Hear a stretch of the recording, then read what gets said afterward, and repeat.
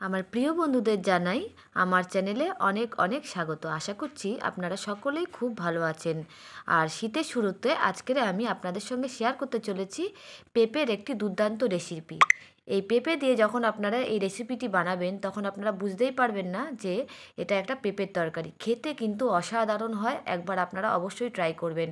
আর দেখুন কিভাবে বানাতে হয় সেটা ফার্স্ট টু লাস্ট একবার দেখে নিন। আর যদি ভালো লেগে থাকে আমার চ্যানেলটিকে আপনারা অবশ্যই সাবস্ক্রাইব করবেন, লাইক করবেন এবং কমেন্টের মাধ্যমে জানাবেন। এখানে আমি একটা বড় সাইজের পেঁপে সেটাকে 4 টুকরো করে কেটে নিয়ে ভালো করে ছাড়িয়ে আর ধুয়ে পরিষ্কার করে রেখে দিয়েছি। এবার এই পেঁপেটাকে আমি রান্না করব আলু দিয়ে। আমি এখানে 3-4টে মিডিয়াম সাইজের আলু টুকরো টুকরো করে কেটে ধুয়ে রেখে দিয়েছি। এবারে এই পেঁপেটাকে আমি একটা গ্রেটারের সাহায্যে সুন্দর করে গ্রেট করে নেব, একদম ঝিরিঝিরি করে গ্রেট করে নেব।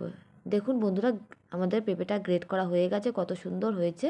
এইভাবেই আপনারা পেঁপেটাকে সুন্দরভাবে গ্রেটারের সাহায্যে গ্রেট করে নেবেন। এবার আমি এই পেঁপেটা রান্না করব কাজু বাদাম দিয়ে।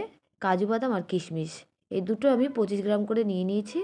এবারে এই কাজু বাদাম আর কিশমিশটাকে ধুয়ে পরিষ্কার করে নিয়ে তারপর আমি একটু জল দিয়ে 2-3 মিনিটের মতন ভিজিয়ে রেখেছি। এটাকে তারপরে জলটাকে ফেলে দিতে হবে।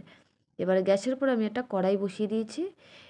এবার এই কড়াইয়ের মধ্যে আমি সাদা তেল দিয়ে দেবো অল্প পরিমাণে। এই তেল দিয়ে আমি ওই আলুগুলোকে সুন্দর করে ভেজে তুলে নেব।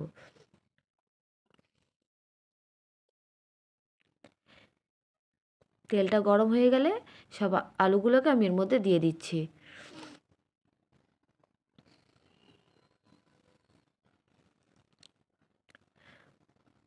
আলুগুলোকে মোটামুটি লাল লাল করে ভেজে তুলে নিতে হবে সুন্দর করে।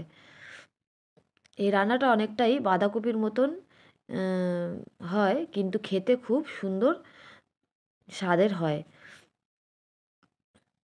দেখুন বন্ধুরা, আলুটা সুন্দরভাবে হালকা হালকা লাল লাল করে ভাজা হয়ে গেছে। সব আলুগুলোকে এবার আমি তুলে নিচ্ছি। এই তেলের মধ্যে আমি আর একটুখানি সাদা তেল অ্যাড করে দেবো। আর আমি এই রান্নাটা করব অল্প পরিমাণে একটু ঘিও দিয়ে দেবো এর মধ্যে। সাদা তেল দিয়ে দিলাম, এবার আমি দিয়ে দেবো অল্প করে ঘি। যে কোনো ঘি আপনারা ব্যবহার করতে পারেন। এবার ঘি আর তেলটা যখন গরম হয়ে যাবে এর মধ্যে আমি দিয়ে দিচ্ছি সাদা জিরে অল্প করে একটু ফোড়নে। সাদা জিরে দিয়ে এটা একটু 2 মিনিট মতন ভেজে নিয়ে এর মধ্যে আমি দিয়ে দিচ্ছি দুটো তেজপাতা। তেজপাতাটাও হালকা করে একটু ভেজে নিতে হবে। তারপর আমি এর মধ্যে দিয়ে দেবো এলাচ, লবঙ্গ আর দারচিনি। খুব অল্প করেই দিয়েছি এই 3টে জিনিস। দিয়ে এটা ফোড়ন হিসাবে দিয়ে ভালো করে ভেজে নিতে হবে। এটা যখন ভাজা ভাজা হয়ে যাবে তখন আমি এর মধ্যে দিয়ে দিচ্ছি একটা বড় সাইজের টমেটো, একদম ছোটো ছোটো টুকরো করে কেটে নিয়েছি, সেটাকে দিয়ে দিলাম। টমেটোটাকে মোটামুটি একটু সেদ্ধ করে নিতে হবে, তার জন্য আমি এর মধ্যে দিয়ে দিচ্ছি পরিমাণ মতো নুন। যতটা নুন আমাদের তরকারিতে লাগবে ঠিক ততটা পরিমাণে নুন আমি এর মধ্যে দিয়ে দিচ্ছি। এবারে টমেটোটা যখন সেদ্ধ মতন হয়ে যাবে তখন আমি এর মধ্যে দিয়ে দেবো জিরের গুঁড়ো। এখানে আমি 1.5 চামচ মতন জিরের গুঁড়ো নিয়ে নিয়েছি। আর এই জিরের গুঁড়োটাকে আমি একটু জল দিয়ে গুলে তারপরে আমি এর মধ্যে দিয়ে দেবো। শুকনো অবস্থায় দিলে কিন্তু মশলাটা পুড়ে যাবে। দিয়ে দিলাম। দিয়ে এবার মশলাটাকে বেশ সুন্দর করে কষিয়ে নিতে হবে।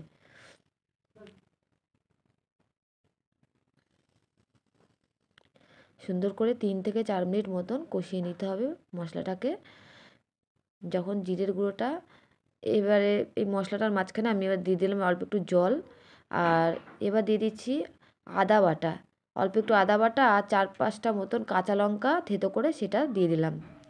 আমি কিন্তু কাঁচা লঙ্কা আর লঙ্কার গুঁড়ো দুটোর সংমিশ্রণে রান্নাটা করব। আপনারা চাইলে যে কোনো একটা লঙ্কার ব্যবহার করতে পারেন। এবারে মশলাটা যখন হয়ে যাবে তখন এর মধ্যে আমি দিয়ে দিচ্ছি হলুদ, পরিমাণ মতন হলুদ দিয়ে দিলাম। হলুদটা দেওয়ার পরে আবার একটু নেড়ে নেব। এরকম নেড়ে নেড়ে মশলাটাকে একদম ভালো করে তৈরি করে নিতে হবে।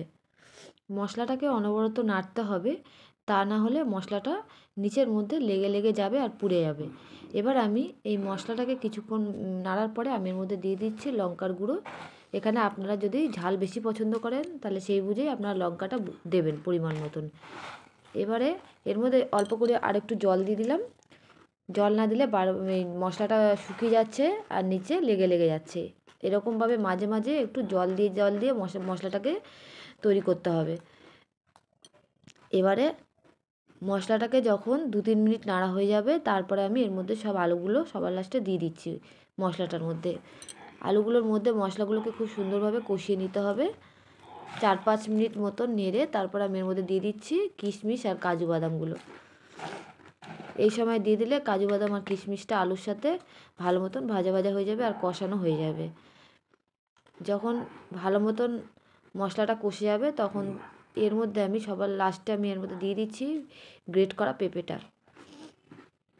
পুরো পেঁপেটাকে আমি দিয়ে এবার ভালো করে সুন্দরভাবে খুন্তি দিয়ে নেড়ে নেড়ে কষিয়ে নিতে হবে। এটাতে কিন্তু পেঁপের তরকারিটাতে আমি একদমই জল ব্যবহার করব না। পেঁপের থেকে যে রসটা বেরোবে সেই রসের সাহায্যেই রান্নাটা হয়ে যাবে। আর এটা কিন্তু বেশি হাই হিটে রান্না করলে হবে না, একদম সিমে দিয়ে পেঁপেটাকে সেদ্ধ করে নিতে হবে। দেখুন বন্ধুরা, কত সুন্দরভাবে পেঁপেটা মজে গেছে। আপনারা কিন্তু জল ব্যবহার করবেন না। জল ব্যবহার করলে কী হবে, পেঁপেটা কিন্তু ঘাটা ঘাটা হয়ে যাবে আর মুখে পড়বে না, খেতেও ভালো লাগবে না। আমার রান্নাটা প্রায় 100-এর মধ্যে 90% হয়ে গেছে। দেখুন কত সুন্দর দেখতে হয়েছে পেঁপেটা। দেখে কিন্তু একদমই মনে হচ্ছে না এটা যে পেঁপের তরকারি। আলুটাও সুন্দরভাবে সেদ্ধ হয়ে গেছে। এভাবে কিন্তু আপনাদের সবসময় নেড়ে নেড়ে পেঁপেটাকে রান্না করে নিতে হবে। আর নাড়া বন্ধ রাখলে কিন্তু পুড়ে উঠবে। সবার লাস্টে আমি একটু 5 মিনিট মতন ঢাকা দিয়ে দিলাম। ঢাকা দেওয়ার পরে আমি ঢাকনাটায় খুলে নিচ্ছি। রান্নাটা আমার এবার পুরোপুরি হয়ে গেছে। সবার লাস্টে আমি এর মধ্যে আরও 2-3টে জিনিস অ্যাড করব। আমি এর মধ্যে দিয়ে দেবো, যেহেতু এটা নিরামিষ তরকারি, একটু চিনি না দিলে ভালো লাগবে না, তাই আমি অল্প করে একটু চিনি দিয়ে দিলাম। আর দিয়ে দেবো গরম মশলা। আমি গরম মশলাটা ঘরেই বানিয়ে নিয়েছি, গোটা গরম মশলা বেটে নিয়েছি, সেটাকে আমি দিয়ে দিলাম। আর দিয়ে দেবো সবার লাস্টে অল্প পরিমাণে একটু ঘি। রান্নাটা কিন্তু একটু যত বেশি ঘি দেবেন তত বেশি রান্নাটা খেতে ভালো লাগবে। এই যে ঘি দিয়ে দিলাম। ঘি দেওয়ার পরে এবার একটু নেড়ে চেড়ে নিয়ে তারপরে মোটামুটি 4-5 মিনিট মতন ঢাকা দিয়ে রান্নাটা পুরোপুরি কমপ্লিট করে নিতে হবে। রান্নাটা আমার পুরোপুরি হয়ে গেছে। এবার একটু ঢাকা দিয়ে সবার লাস্টে তারপর সার্ভ করে নিতে হবে। দেখুন বন্ধুরা, রান্নাটা হয়ে গেছে। আমি এবার গ্যাসটাকে নিভিয়ে দেবো। এইভাবে আপনারা নিরামিষ পেঁপের তরকারি রান্না করে খেয়ে দেখবেন, যে কোনো নিরামিষ তরকারিকে কিন্তু হার মানাবে আর অন্য কিছু লাগবে না। এই রেসিপিটি ভাত রুটি দুটোর সঙ্গেই খেতে খুব ভালো লাগে। আর আপনাদের যদি ভালো লাগে তাহলে অবশ্যই আমাকে অনেক অনেক শেয়ার করবেন।